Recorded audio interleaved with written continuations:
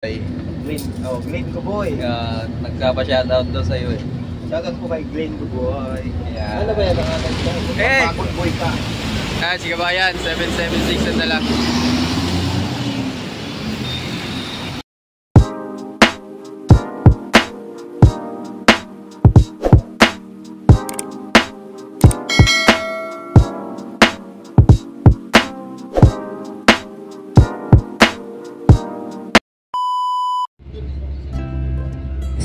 So good morning mga Kabas Life. So papasok na po ako ngayon. Nandito po ngayon pala ako sa Star Mall. Nanggaling po ako sa amin sa Alabang. Dito po ako ngayon nag-i-stay kasi mahirap po pagka mag-uwian ako sa Laguna, kaya dito po ako nag-stay. So ngayon ito po, nakasakay na ako sa bus ng St. Rose papuntang Magallanes.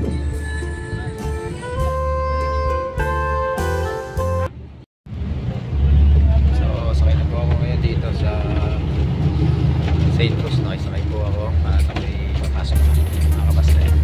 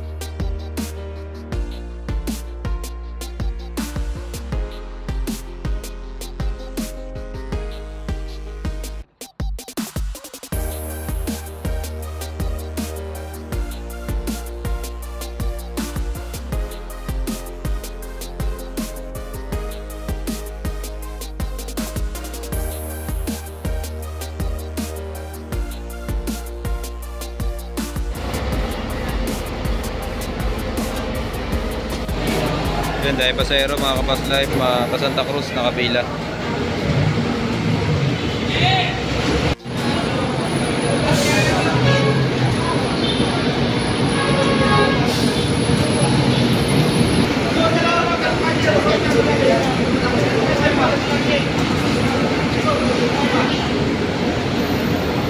Yan, mga pasahero na Palemery, wala pang bus.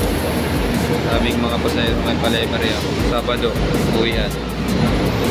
So ito yung papuntang Nasugbo, Tagaytay, Lian 5116. Ang bus number na yun, mga pila.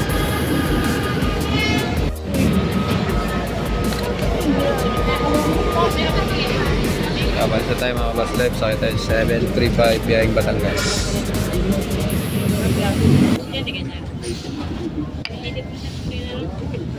Sige po ng mga ID po, yung estudyante. Sarap sa'yo na lang. ID? Mamaya na, mamaya ko lang itigit. Kaya mga Kabas Life, lalakad na tayo sa Magallanes. Tayo ng panibagong bus. Pagod tayo Magallanes.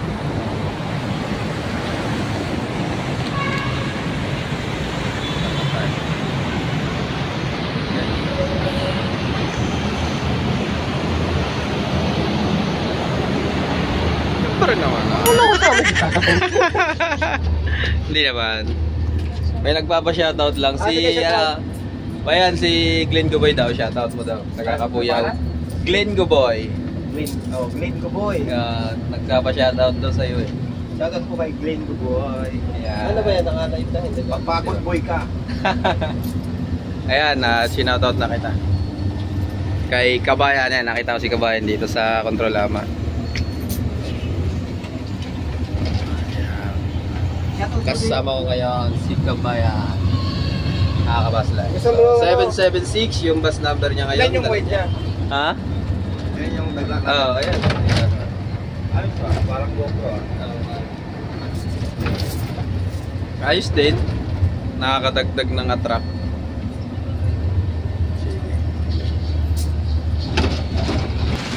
Eh! Si Kabayan, 776 na lang.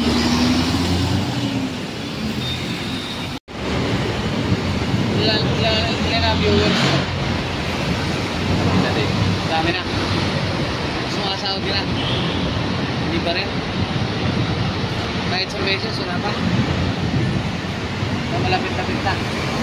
Lapit na yan. 1 milyon ba kailangan mo? Hindi naman.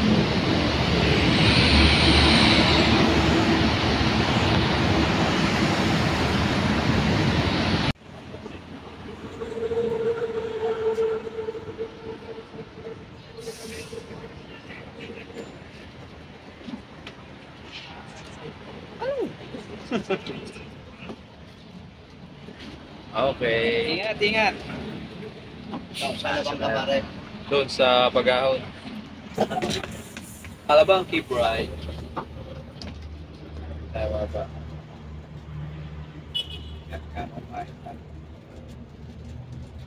Mapulan.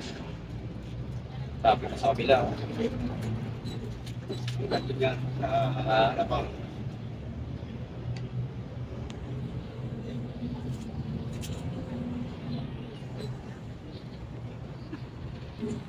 Mga Kapas Live, sakay tayo sa 5103 biyahing Sampaloc. Yan, ito yung ating driver ng biyahing Sampaloc, si Mr. Oliveros. Sa Alejandra na konduktor, si Mr. Shaso. Mga batang Sampaloc. Okay, pare, salamat. Ingat. Ulan.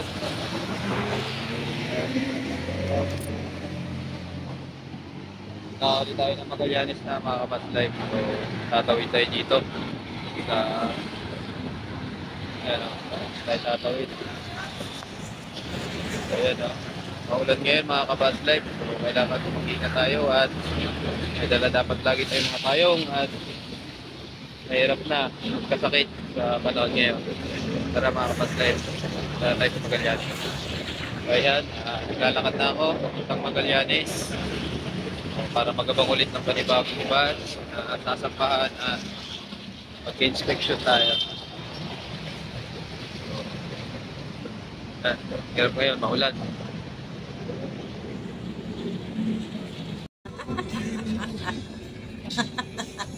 Machin-chin lang habang traffic. Traffic eh. Oh! Kay Kuway, sa may barangay. Okay. Oh, humingin po. Ay, malamig talaga ang panahon. Babaliw ka na naman. Ang lamig-lamig talaga. Bakit kaya pag ganito yung 500 years, ang lamig talaga. Malamig pag maulan. Sabay sa panahon na lang. Sabay sa agos lang. Sabay sa panahon na lang.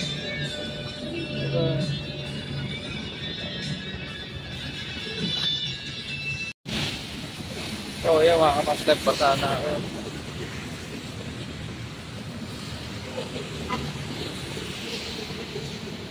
Lalakad na naman. Yan. Basta yung aking sapato. Kahit sa lakas ng ulan. Walang tigil ang buhos ng ulan. Sarap na yan.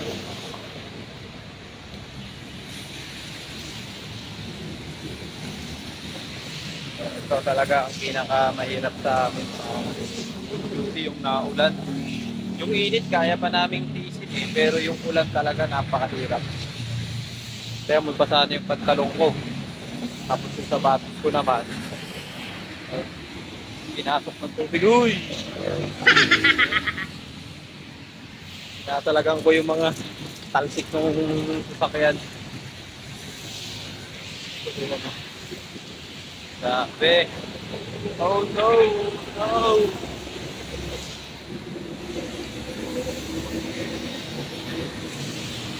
Kaya papunta Magallanes pa. So maghapon po, alas 5 na. Lakas pa rin ang ulan.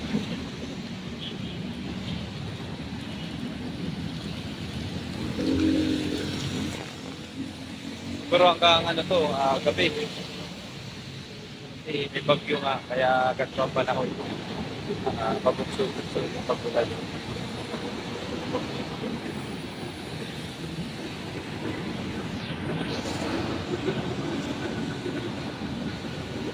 Oh!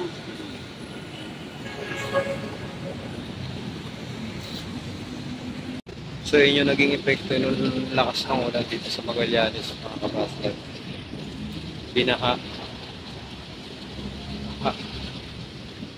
So ayan, dito tayo sa Magallanes.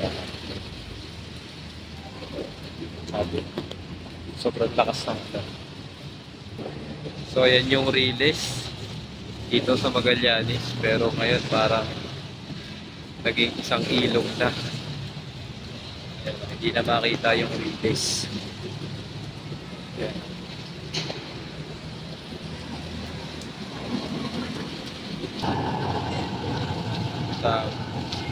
Sinusukat niya yung release kung saan yung lalim ng tubig.